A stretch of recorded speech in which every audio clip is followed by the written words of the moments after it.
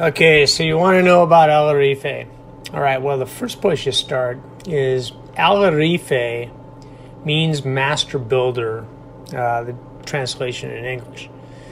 Manuel Vasquez commissioned Alarife with Ron Holland to basically duplicate IMP.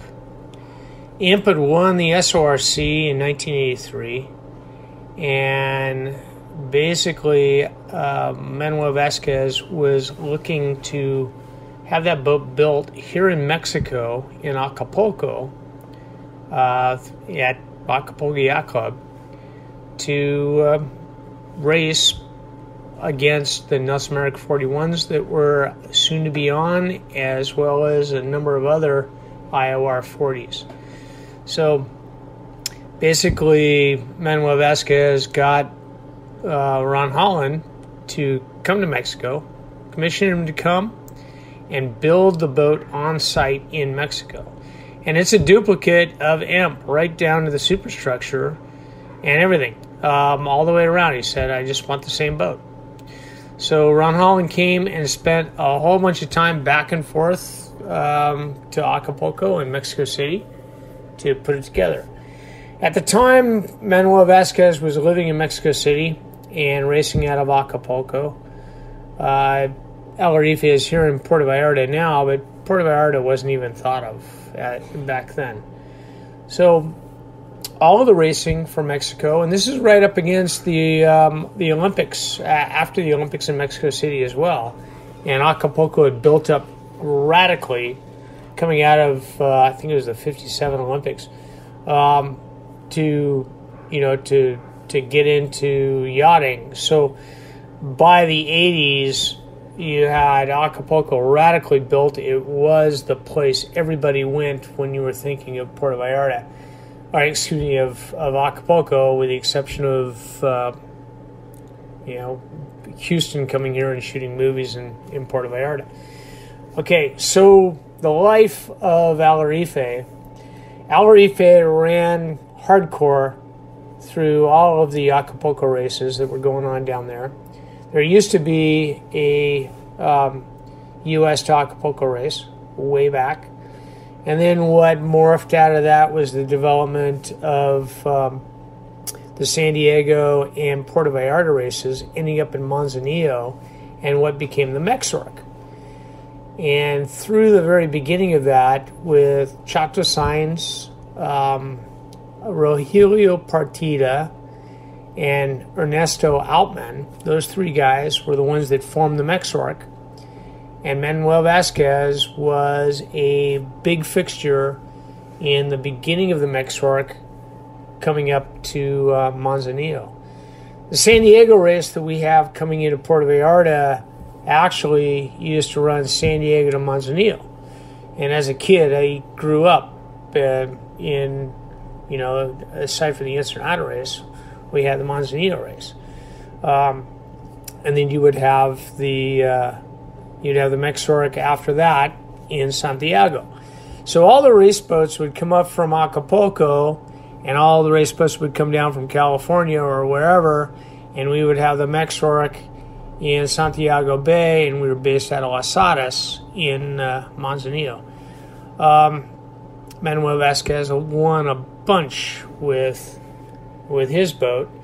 And also Rogelio Partida had a Nelson Merrick 41 called Sayeta.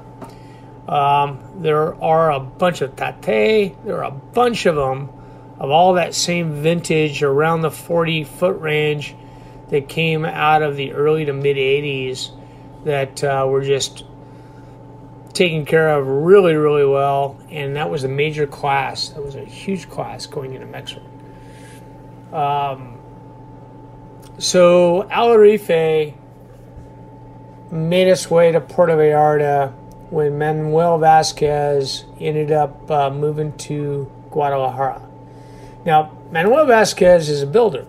So he had a Capri 37 called Super Tlaloc, which again is a reference to being a master builder. He sold Alarife, or turned it over to his nephew, Enrique Ochoa. And Enrique Ochoa brought the boat up to Acapulco, from Acapulco up to Puerto Vallarta.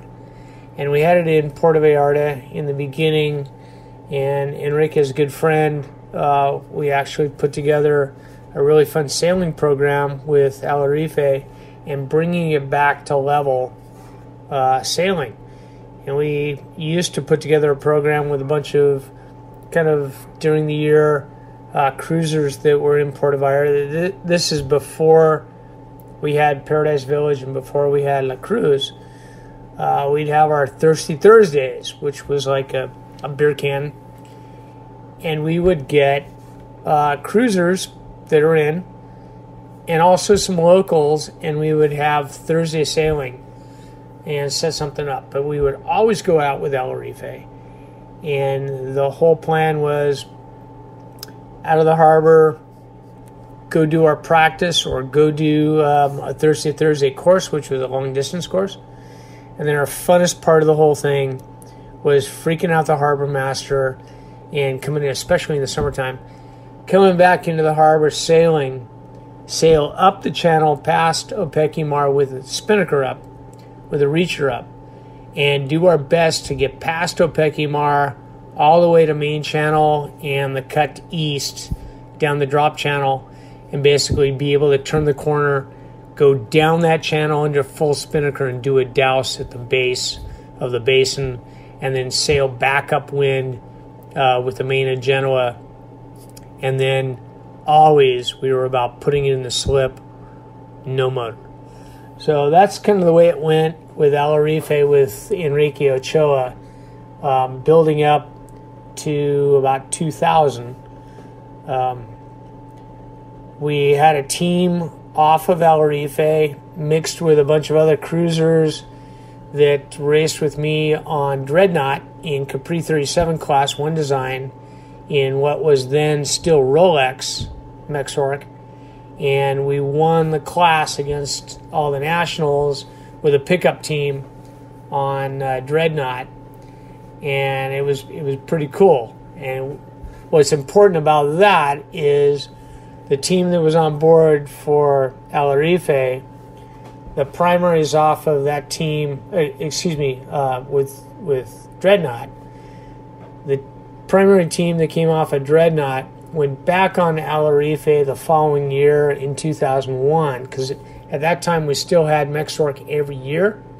At that time, until 9/11, we had Mexorc every year. San Diego race would come down on the even years, and the Marina del Rey race would come down on the odd year. So we had them both ways.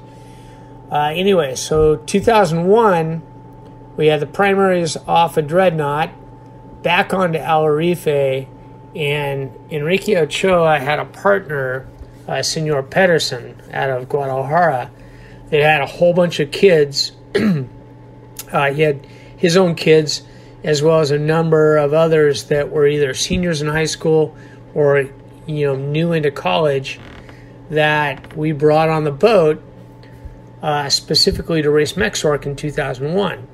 And Pedersen and Ochoa invested in putting sails on the boat, halyards, all that kind of stuff, and then we took the kids and we took them into Grand Prix for 2001, and that was pretty amazing. About 2003, the boat was sold to a guy from the Netherlands who decided to change it up and put it into charter. And there's where Alarife went into the charter thing and on from there.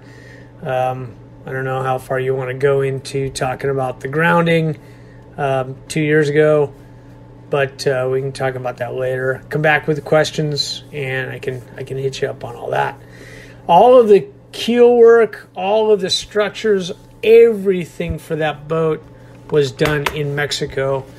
The best keel guy that we have got, when you look at Magnitude and a bunch of the Piowac and a bunch of the sleds out of North America, the majority of all of them use Volting Keel Company out of Mexico City, and Voling got his start, one of his starts, and pretty much made a name for himself with Alarife.